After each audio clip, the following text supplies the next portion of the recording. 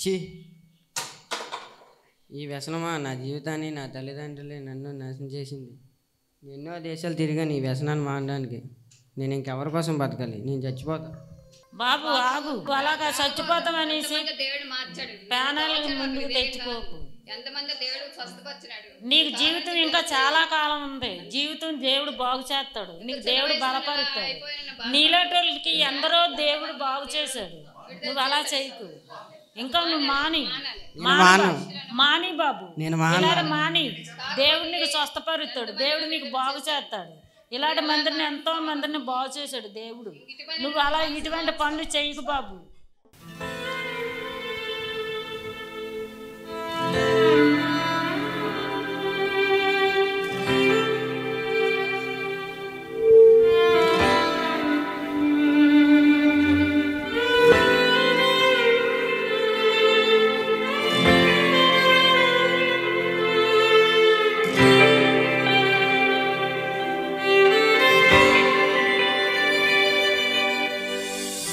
హాగరు ఒక సేవకురాలైన ఒంటరి తల్లి. తను చేర్చుకున్న కుటుంబమే తన్ని వదిలేశారు. ఆ ఎడారిలో తన కొడుకుతో నిస్సహాయ స్థితిలో తను ఉండగా, నా బిడ్డ చావుని నేను చూడలేను అని విలవిలలాడుతూ ఏడుస్తుండగా తను ఒక ప్రశ్న అడుగుతుంది. అది ఏంటనగా, నన్ను ఎవరైనా చూస్తున్నారా? అప్పుడు దేవుడు, హాగరు, భయపడకు, నేను చూచువాడను. బిడ్డను పైకి లేవనెత్తు, నేను మిమ్మును గొప్ప దేశముగా మార్చెదను అని చెప్పి హాగరు కనులను తెరవగా ఒక నీళ్ల ఊటను తాను చూచెను. ఆయన వారిని సేద తీర్చెను. ఎల్ రోయ్, ఆయనే వారిని చూచుకొనెను. హల్లెలూయా.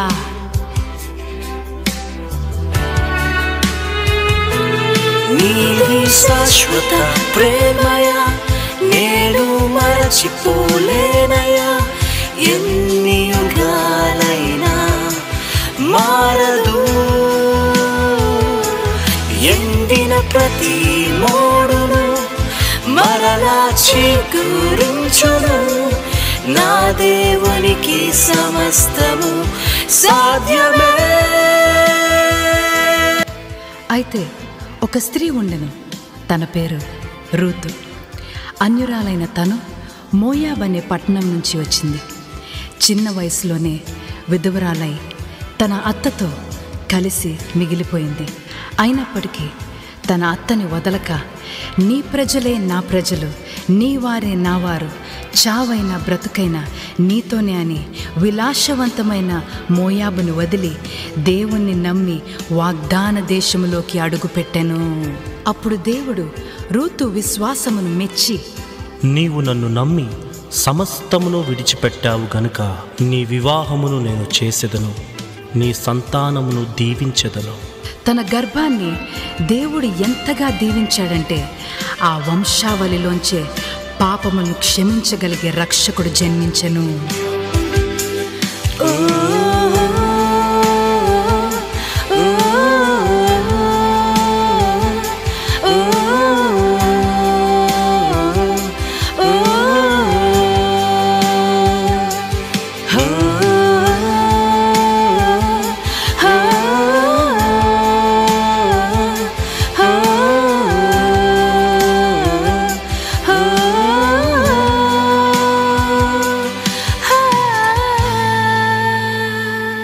బోయేజు నుండి ఓబేదు వచ్చెను, ఓబేదు నుండి యెషయి వచ్చెను. యెషయి కుటుంబంలో ఒక్కడు జన్మించెను, అతని పేరు దావీదు. వాడు కుటుంబంలో కనిష్ఠుడు గనుక గొర్రెల కాపరి అని అందరూ వాడిని హేళన చేసిరి.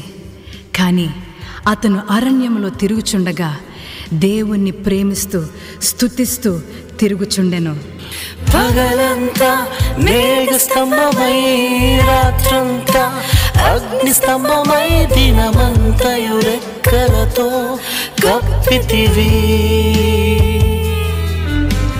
స్నేహితులే నన్ను వదిలేసిన బంధువులే, భారమని తలచిన నా కొరకే బలి అయితివే. అయితే ఒకరోజు దేవుని మాట యెషయి ఇంటికి వచ్చెను. ఇతడు నా హృదయానుసారుడు, నా హృదయాన్ని ఎరిగినవాడు. ఇతడే నా ప్రజలకు రాజు.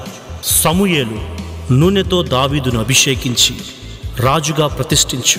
అలాగున కొంత సమయం తర్వాత దేవుడు దావీదుని రాజుగా సింహాసనం మీద కూర్చుండబెట్టెను. నీది శాశ్వత ప్రేమయా, నేను మరచిపోలేనయా. ఎన్ని యుగాలైనా మారదు. ఎండిన ప్రతి మోడును మరలా చిగురించును. నా దేవునికి సమస్తము సాధ్యమే.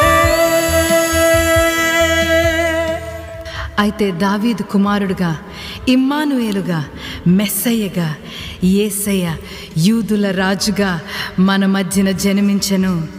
దేవుని కుమారుడై దేవుని మనసును ప్రజలకు కనపరచుటకు ఆయనే స్వయాన ఈ భూమి మీదకి దిగివచ్చెను. అయితే ఆయన ఇక్కడ సంచరించుచుండగా దయ్యము చేత పట్టబడిన స్త్రీ, అయితే దావీదు కుమారుడుగా, ఇమ్మానుయేలుగా, మెస్సయ్యగా, యేసయ్య యూదుల రాజుగా మన మధ్యన జన్మించెను. దేవుని కుమారుడై దేవుని మనసును ప్రజలకు కనపరచుటకు ఆయనే స్వయాన ఈ భూమి మీదకి దిగివచ్చెను.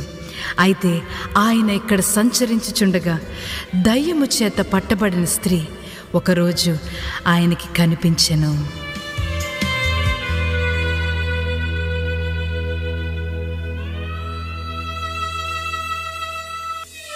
తన వేదనను, తన బాధను ఎవరికి చెప్పుకోలేక కుమిలిపోతున్న ఆ స్త్రీని పట్టించుకున్న ఏకైక వ్యక్తి మన యేసయ్య.